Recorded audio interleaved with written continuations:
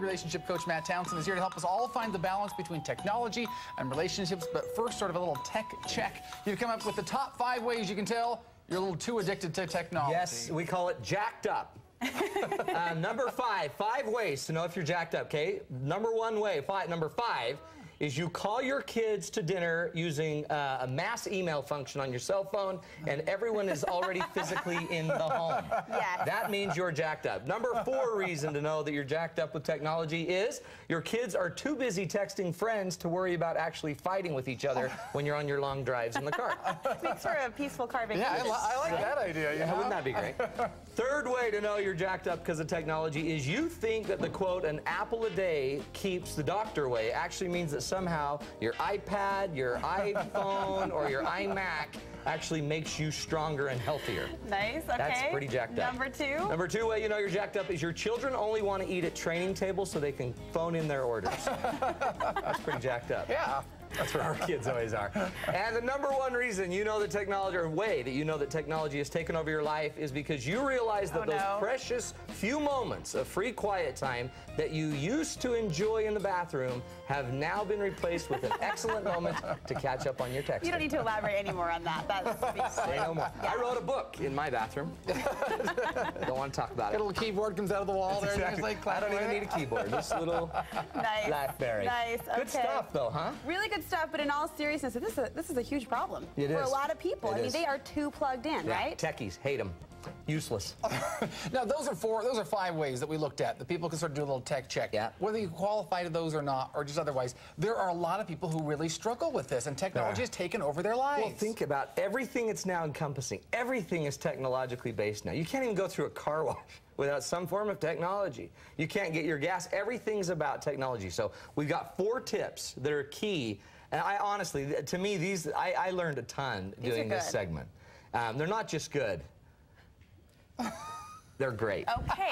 And so they're online. There's a ton of information. We're going to have to fly through these, okay? Okay. Yeah. So the first key to being able to balance technology in your relationships is to personalize every interaction. One of the downsides to technology is we tend to depersonalize and dehumanize. A lot of us love to text because then we don't have to talk to them. We don't have to engage people. We're avoiding, right? Now remember, all information has basically 2 components. It has a data component and an emotion component, a feeling component. If a lot of us just are only focusing on the data component, then we're depersonalizing our conversations. But that's good, I think, a lot of times, because you can get to the point faster, you can move on, but do we leave out the personalization? Well, then what do you lose? Then what you lose is the emotional side of this. Like, hey, so what's the address to the party? Text, text, text. So now I'm receiving data, but I'm not engaging. Hey, I'm excited to come to your party. That might be the emotional side. Yeah. What's the address to the party?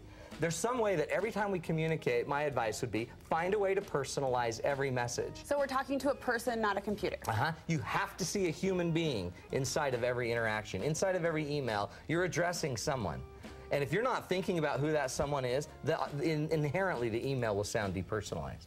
So that's the key. Picture the person, not picture just who they are, and and find really a true way to feel a connection with this person. Have them in your head when you're actually thinking about and it. And here's a question I have. If you wouldn't normally want to communicate with that person, you wouldn't normally want to pick up the phone or see them in the grocery store, should you really be emailing them or texting them in the first place? That's an interesting point. And one of my biggest rules is you cannot not communicate.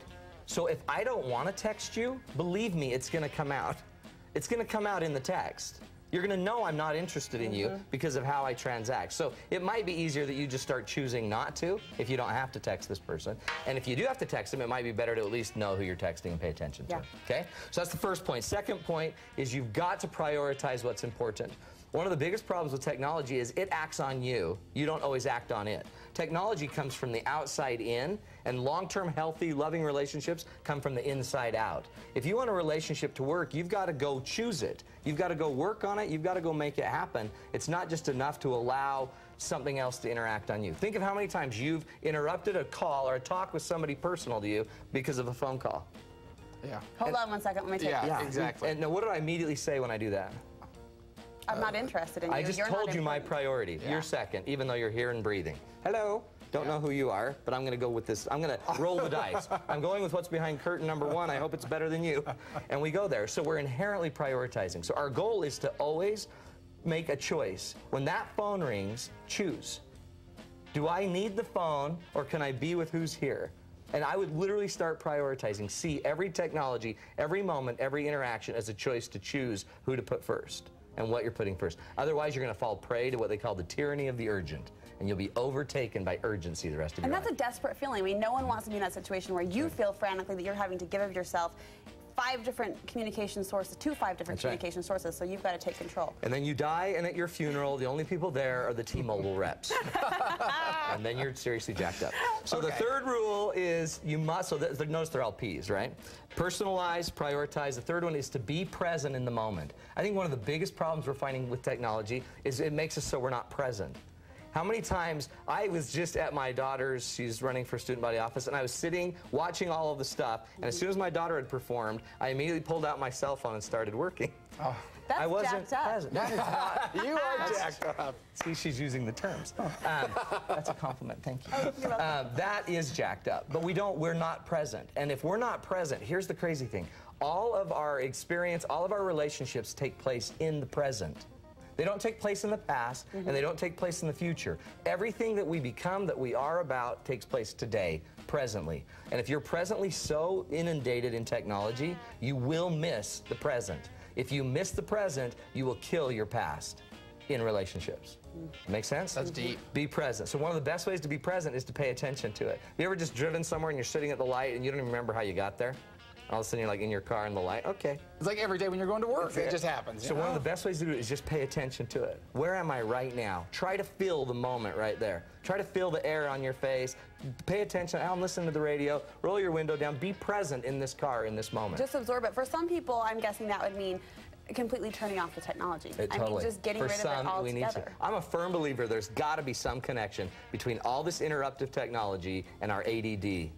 And our attention deficit disorder, and our inability to focus and concentrate. I believe there's got to be. And I think we're only going to find out 10, 20, 30 years from now how big of an issue that is. Yeah. It's a big issue, okay? So the fourth and final one is to the principle of proximity, I call it. This is a pretty interesting kind of organizational development rule. The rule is simply this. We tend to feel closer, more united, more tight-knit with the people we are closest to in physical and spatial proximity. So here's the irony. We think we're connecting to thousands of people through Facebook, but we still don't feel super close to them because they're not in proximity. It's the people that are closest to you that you feel are in, that you feel the most tight-knit to and are part of your unit, part of your family. There's something about proximity that matters. There's something about being present. And if you've ever been in a business meeting where it was all done via like phone conferencing, you know what I mean. It's completely different to phone conference all these people in and not have the proximity. It doesn't really work. And still feel like a team. It's totally different still. So one of the uses I would say for technology is use technology to create proximity. Use our technology to make sure we're getting together. Use our technology to make sure we're actually having together time. So technology can help relationships. I mean, if it's used correctly, it can help bridge that communication. If you're in charge of it, and if you personalize it, and if you're present, it could be a great tool. But you're saying it can't be your only form of It can't be your only form. At some point, we need face-to-face, eye-to-eye. Okay, that'll do it. And that'll, using the technology, improves the relationships, improves our communication. And then at your funeral, you'll have hundreds of thousands of people there, and none of them will represent. Yeah, exactly. Those T-Mobile reps will still be there. They're great. And there's AT&T reps, too. There's Sprint, Verizon.